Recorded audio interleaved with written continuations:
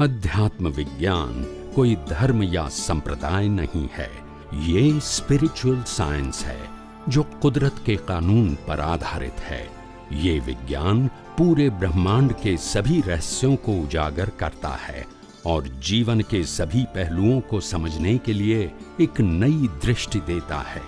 इसी को art of vision कहते हैं, दुनिया को देखने की एक नई दृष्टि, जो अध्यात्म विज्ञानी परम पूज्य स्वामी श्री कमलेशानंद जी के निर्देशन में सनातन सत्य का अनुसंधान कर हमारे जीवन को प्रकाशित करे।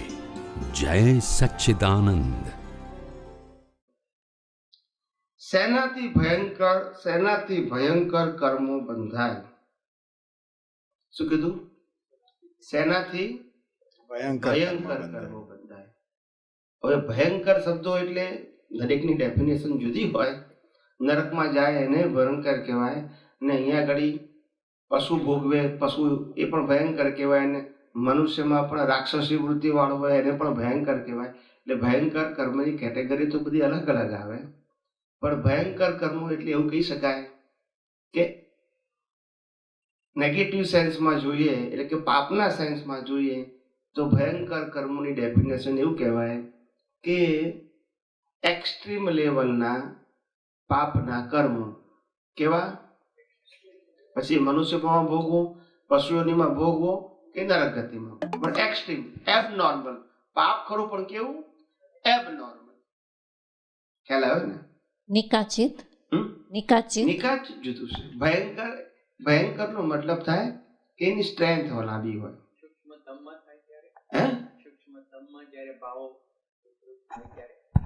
વિકૃત ને એટલે એની સ્ટ્રેન્થ પાવરફુલ હોય। તમે એક જગ્યાએ દાખલામાં આપ્યું હતું, હા બોલો। ઓકે, તમે એક જગ્યાએ દાખલામાં આપ્યો હતો કે કોઈક સ્વામી કે કોઈ લાકડા પર સૂતા છે ને વરસાદ નથી ને ઊંઘ નથી આવતી, ને વરસાદ આવે ત્યારે ઊંઘ આવે ત્યારે દેડકા પછી ડ્રાઉં કરે છે, ને ત્યારે કે આ દેડકા બધા ના હોય ત્યારે સખત ભાવ કરે, ત્યારે તમારો વર્ડ હતો કે ભયંકર આમાં પાપ થઈ જાય, એટલે આ શબ્દ વપરાણો હતો ત્યારે, એટલે મને થાય છે કે ભાવ થઈ ગયો, એટલે નરક ગતિમાં ગયા, હા, એટલે આમાં ખાલી ભાવથી જ નરક ગતિમાં ગયા, એને ભયંકર કર્મ કહેવાય। હા, પણ તમે હમણાં જે ભયંકર કીધા એની જે વ્યાખ્યા કરી, because it's very abstract terminology. Abnormal પાપનો ભોગવટો એબનોર્મલ એને ભયંકર કહેવાય। પછી મનુષ્ય રૂપે હોઈ શકે, પશુઓનીમાં પણ હોઈ શકે, નરક ગતિમાં પણ હોઈ શકે, પણ એક્સ્ટ્રીમ લેવલનો પાપનો ઉદય, પાપનું બીજ નાખવું એક્સ્ટ્રીમ લેવલનું, એને ભયંકર શબ્દ લાગુ પડે।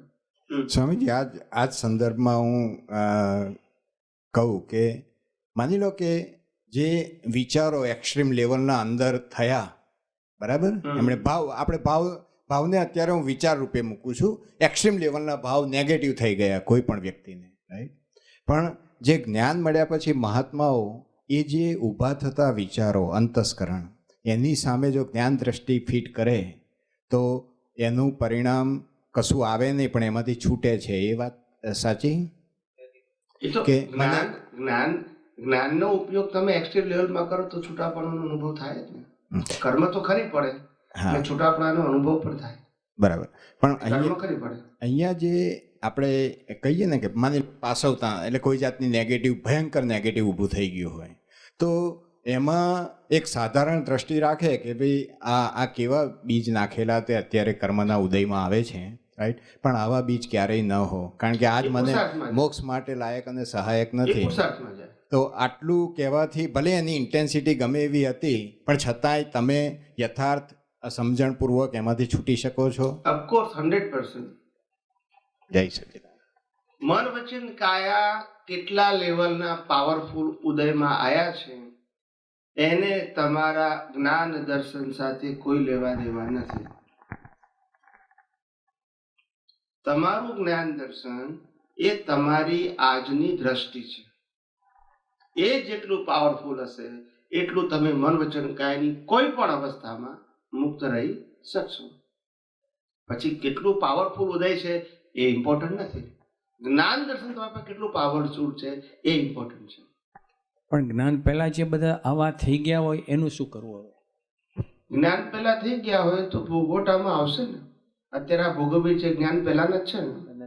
ના આ જ લાઈફમાં જ્ઞાન લીધે તો 2-5 વર્ષ જે થયા એ પણ એ પહેલાં જ્ઞાન દ્રષ્ટિ સમ્યક દ્રષ્ટિ હતી જ નહીં.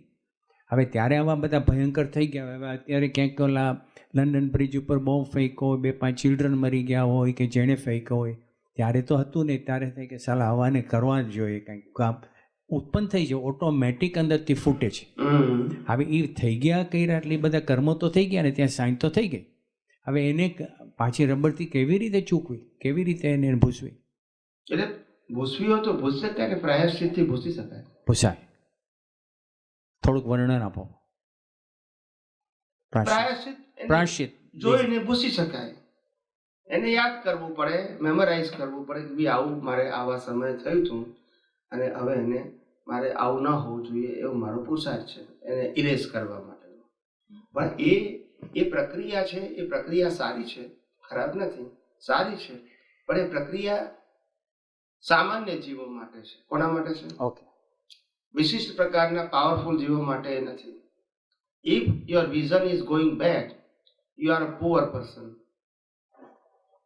If you are vision going ahead, you are a powerful person. સમર્થ પુરુષો પાછળ ના જોવે, આગળ આગળ. જે થવાનું તે થઈ ગયું, બટ નાઉ ગો અહેડ. અને ધેટ ઇઝ ધ, એ માણસને કોન્ફિડન્સ વાળો માણસ કહેવાય. તો જ એ માણસ પાસ્ટને ભૂલી શકે, નહીં તો ભૂલી શકે નહીં. જેટલું તમે વાગોળ કરશો એટલા તમે વર્તમાનમાં રહી જ નહીં શકો. કારણ કે પાછલું પૂરું થવાનું નથી ઉપર જાવ ત્યાં સુધી, જો જોવું હોય તો.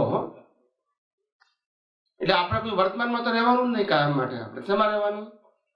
અને દાદા ભગવાન કે વર્તમાનમાં વર્તે સદા સો, પણ આપણે તો ભૂતકાળમાં વર્તે સદા સોમાત્મા. પણ એ થયું ને ઓટોમેટિક થઈ જાય છે. તમારી વાત સાચી છે, પણ ઓટોમેટિક આ સંસાર આટલા ભવોથી સંસાર ભૌતિક દશાનો જ સંચો ચાલ્યો છે.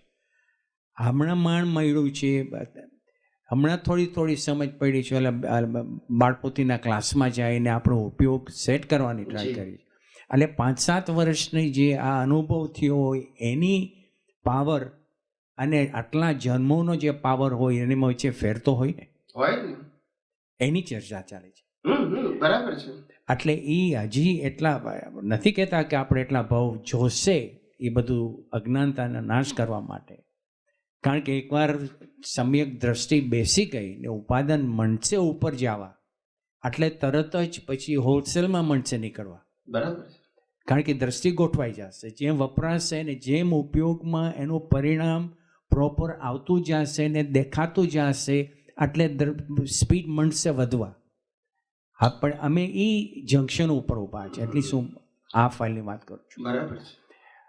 એક રોંગ બિલીફ તમારી વિઝનમાંથી ડિમોલિશ થઈ ગઈ. વિઝનમાંથી, with the help of scientific vision, તો તમારા લાખો અવતાર કપાઈ ગયા. કારણ કે હવે એના બેઝ ઉપર કર્મ બંધાવાના નહીં. એક રોંગ બિલીફ સાયન્ટિફિકલી વિઝનથી ડિમોલિશ થઈ ગઈ. કેવી? શ્રદ્ધાથી નહીં, પાપ પુણ્યના પ્રાયશ્ચિતથી નહીં, સાયન્ટિફિકલી.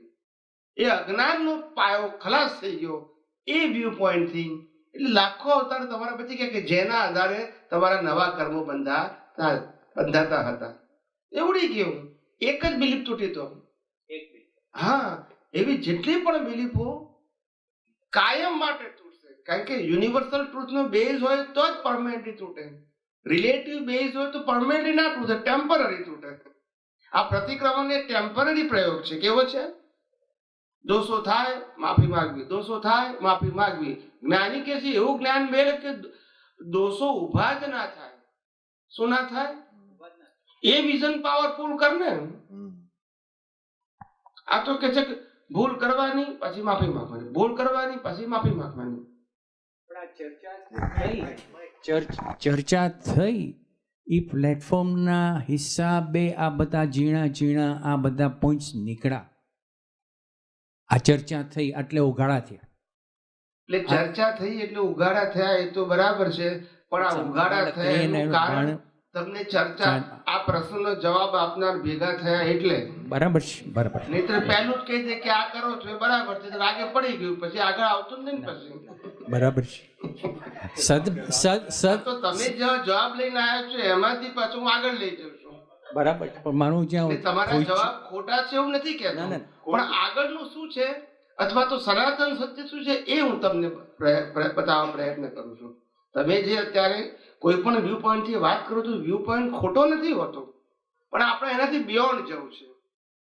ખ્યાલ આવ્યો કે ને? તમે પ્રોસેસ બતાડો છો કેવી રીતે આગળ જાવ. હા, ખ્યાલ આવી ગયો. પણ એટલે એના આધારે બધું આ ખ્યાલ આવશે. એટલે વિજ્ઞાન બહુ કામ કરશે, જોજો તો ખરા. આખા વિશ્વનું પૂઠ્યું બદલાઈ જશે આ સાયન્સથી. લોકો મને કહે છે કેવી રીતે બદલાય? મેં કીધું કેમ ના બદલાય? એક આ સૂર્ય આખા દુનિયામાં પ્રકાશ આપે છે, બોલતા નથી કે લાભ જોઈએ. એક જ કાપી છે, એવો એક જ સમર્થ જ્ઞાની કાપી છે આખા દુનિયાની દ્રષ્ટિ બદલવા માટે. પણ એ રિવોલ્યુશન કહેવાય ને. શું કહેવાય? રિવોલ્યુશન કહેવાય. બધાની દ્રષ્ટિ રાતોરાત બદલાઈ ના જાય, પણ બદલવાની પ્રોસેસમાં આવે. ધીમે ધીમે પેલું ખોટું છે, બરાબર નથી, સૈદ્ધાંતિક નથી, એવું લોકોને સમજાતું જાય, એને રિવોલ્યુશન કહેવાય. આજે કે એટલે કાલે અસર ના થઈ જાય, પણ રિવોલ્યુશન કેવું આવે? ધીમું ધીમું આવે. પણ લોકોને આજે હિન્દુસ્તાનની અંદર જે ધર્મગુરુઓ, જે પ્રવચનકારો, જે ઉપદેશકો પોતાના પ્રવચનમાં, ઉપદેશમાં વિજ્ઞાન શબ્દ બોલતા નતા, એ બધાને હવે બોલવા પડે છે. That is the start of revolution of the universal truth science. જે શબ્દ તમને વિજ્ઞાન શબ્દ પ્રવચનમાં સાંભળવા જ મળતો નતો, એ લોકોએ વિજ્ઞાન શબ્દ એનીવે પણ કોઈ પણ એંગલથી બોલતા થયા. જે શબ્દ જ નતો, જે તમે ટીવીમાં પણ સાંભળો, યુટ્યુબમાં પણ જુઓ, લોકોએ વિજ્ઞાન શબ્દને બોલતા થયા. આને રિવોલ્યુશન કહેવાય. હવે એક્ઝેક્ટ વિજ્ઞાન આવતા તો વાર લાગશે, પણ આ વિજ્ઞાન શબ્દ આવ્યો કે નહીં? નહીતર ક્રિયા શબ્દ જ હોય ધર્મમાં. શું હોય? આમ કરો ને આમ ના કરો, આ જ સબ્જેક્ટ હોય. વાવેતર ચાલુ થઈ ગયું. હા, હવે વિજ્ઞાન શબ્દ બોલે છે એટલે પાછો એમાંથી કોઈક સમજાવ નીકળશે કે વિજ્ઞાન એટલે શું, વિજ્ઞાન એટલે સિદ્ધાંત, પાછા સિદ્ધાંત કોણ, એમ પછી વિચારક માણસ એમાંથી પાછા નીકળશે. બધા વિચારક હોય એવું જરૂરી નથી, પણ આ રિવોલ્યુશન આવ્યું. શું આવ્યું? એટલે આ બહુ મોટા બીજ નંખાઈ ગયા. શું નંખાઈ ગયા? એના ફળ આવતા તો વાર લાગશે, પણ આ બીજ નંખાયા એ જેવી તેવી વસ્તુ છે. લોકોને ફરજિયાત વિજ્ઞાન શબ્દ કોઈ પણ એંગલથી બોલવો પડે. એ વિજ્ઞાનનો કેટલો પાવર છે, ના સમજાયું? નહીતર પેલા બોલતા જ નતા, કોઈ વિજ્ઞાન શબ્દ જ નતો બોલતા. ધર્મમાં વિજ્ઞાન શબ્દ જ ના હોય. ધર્મમાં તો સાચું અને ખોટું, સારું અને ખરાબ, પાપ અને પુણ્ય, રિચ્યુઅલ્સ, આનું જ ઇમ્પોર્ટન્ટ હોય. સમજાય છે? એટલે એટલે આવું છે. એટલા માટે